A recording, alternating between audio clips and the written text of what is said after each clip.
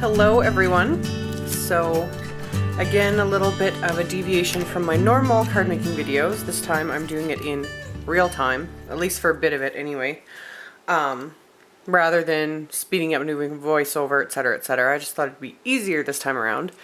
I'm using these little Craft Smart Easter images, and I'm doing 3 cards. I already finished the other 2 just to speed things up. This time they're all going to be pretty much exactly the same, just using the different images.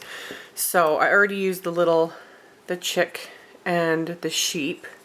So you can see there's ink on them already, so I gotta clean those guys. But all I'm doing is taking a piece of, this is Naturals Ivory cardstock. This was from Stampin' Up. I've had this for like 10 years. But it's just an ivory cardstock with little natural flecks of other color papers in them.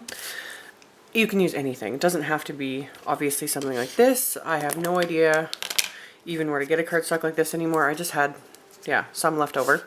And then I'm just using Brilliance Graphite Black ink and inking up my stamp.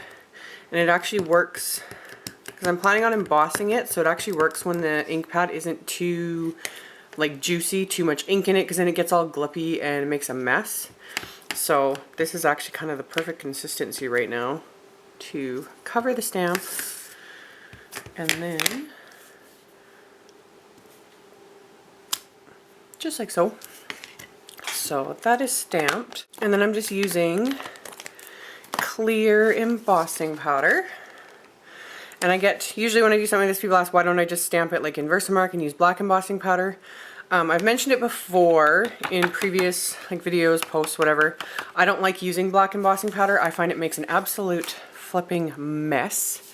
I don't like it. I usually get residue everywhere. I tend to dump things like this, and black embossing powder sucks to clean up.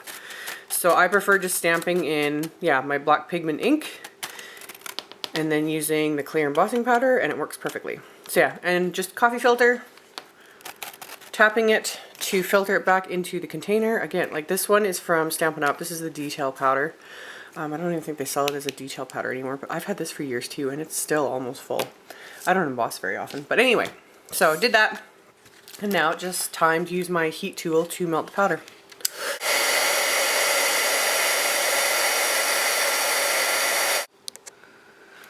And every time you emboss, always make sure to kind of tilt your image to get it in the light, just to make sure that all the areas are melted and that you didn't leave any non-embossed spots, because those, if it didn't melt, that'll rub off later. So this didn't, so it's good. And then I'm just going to run it through my Big Shot with one of my Spellbinders scalloped circle dies. So there is the main image, and then I'm using my Authentic Hope collection. That's kind of what inspired me for these cards, was these images with these papers. So I already cut out the papers I want to use. So of course I've got some of the Easter egg paper, one of the striped patterns, and then I cut a piece of blue cardstock to mount those on.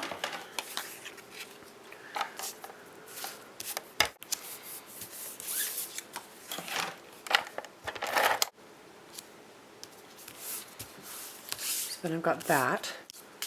So then I wanted something to kind of frame the main image here, so it's not just floating like this. So I cut a piece of this blue pattern paper, and it's got writing on it, and I wanted to make it sort of like a flag.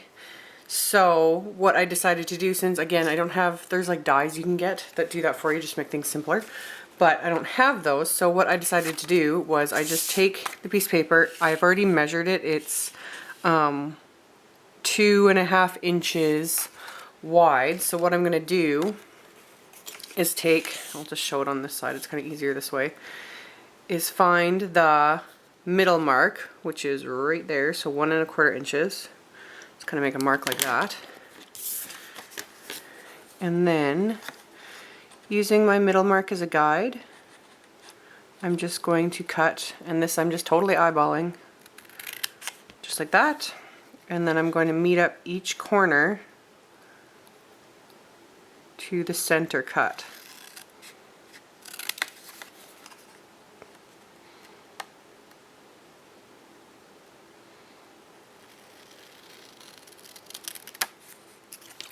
there we go.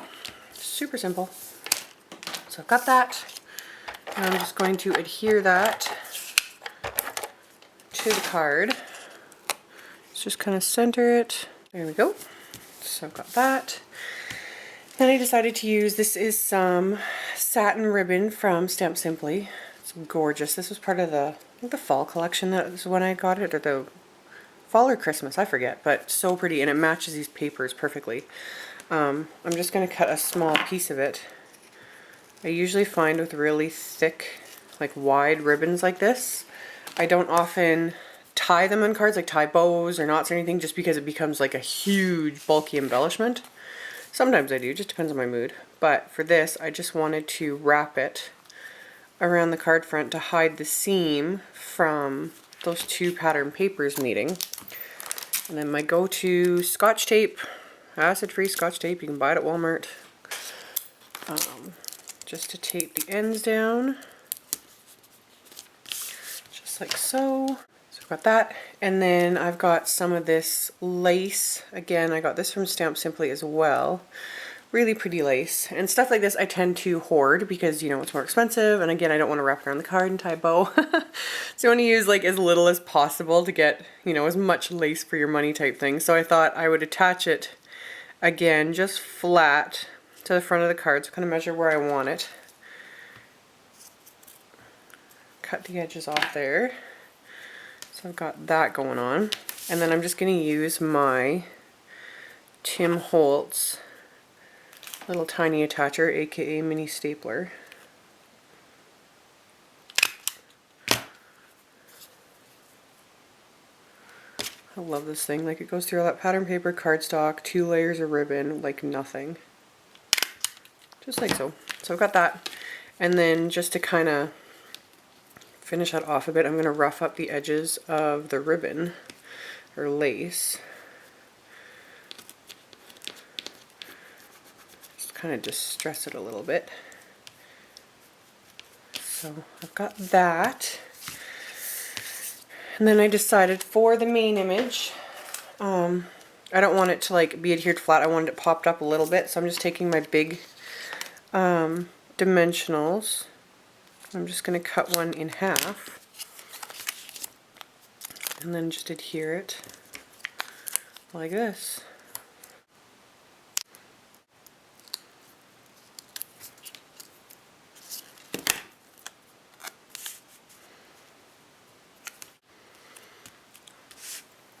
I got that. Then finally, I found like the top still looks a little too bare for me, like there's just too much space and nothing going on. So just to quickly simplify that, I'm just going to add a couple of little brads. So I've got my little Stampin' Up! Piercing guide here. That's from their matte pack.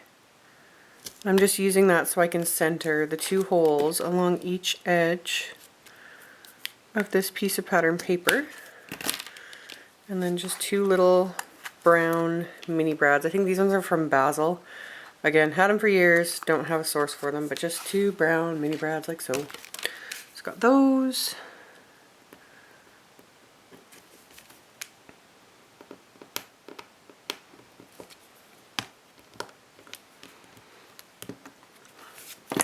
That's pretty much the card front, so I'm just going to adhere that to the card base.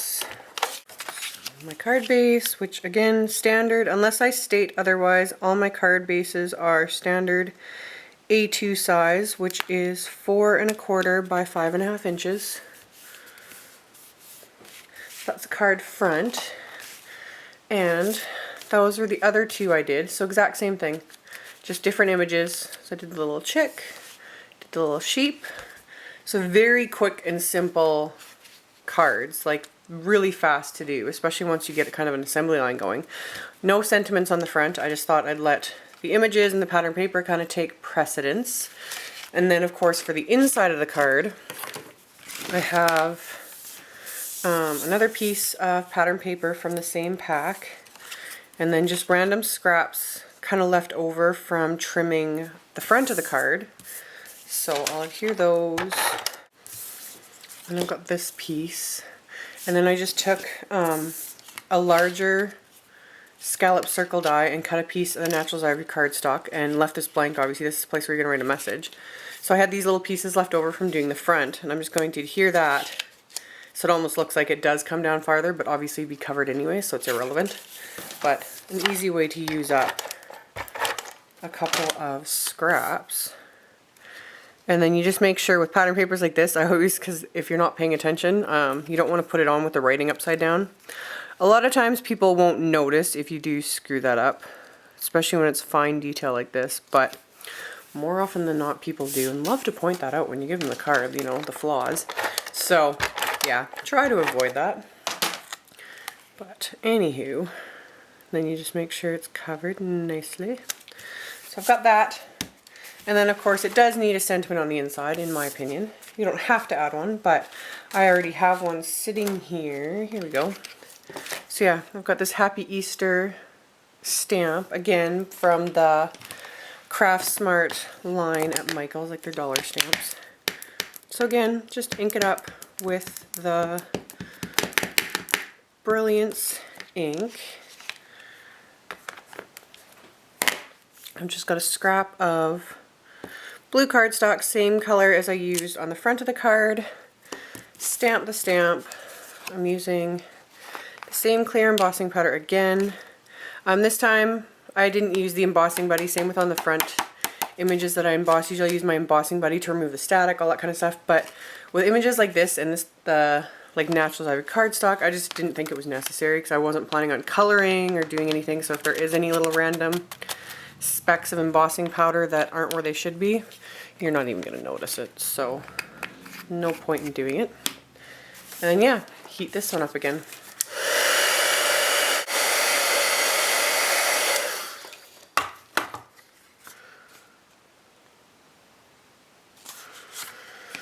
Okay, so now that that's embossed, just let that cool off a bit so that I don't scrape the embossing powder, and then I'm just going to trim it out with scissors. Got that trimmed out, so I'm just going to quickly adhere that to the inside of the card here.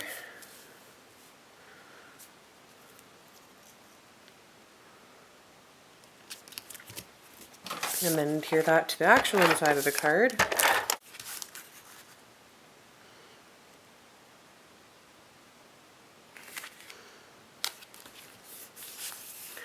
And that's all there was to it. So no coloring, just a bit of embossing. Really simple, fun cards. So as always, there'll be a link below to my blog post with links to the supplies used, with the exception of things like these stamps. Obviously you can only get them at Michael's. And yeah, thank you guys so much for watching, and I'll see you all in the next video.